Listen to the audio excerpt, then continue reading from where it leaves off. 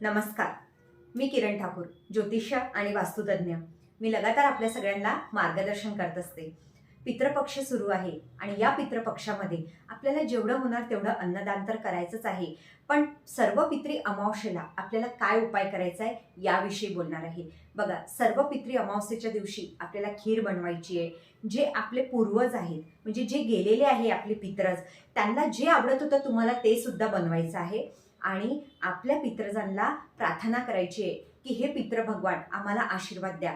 पण त्याच दिवशी तुम्हाला चालू अमावस्येमध्ये तुमच्या घरी पाणी प्यायचा जो माठ असतो, जिथे पाणी गळतं है ना, माठ गळतो ना, तिथे लक्ष्मी आणि पितरांचा वास असतो. आणि जर नसेल तर घेऊन या. त्या माठाच्या बाजूला रात्री चालू अमावस्येमध्ये, सर्व पितृ अमावस्येमध्ये, आणि हा उपाय तुम्ही 12ही महिने अमावस्येला करू शकता. एक मातीचा दिवा घ्यायचा आहे. त्या दिव्यामध्ये सरसोचं तेल आणि आपल्याला काळे अख्खे उडदाचे दाणे टाकायचे 2-3, है ना.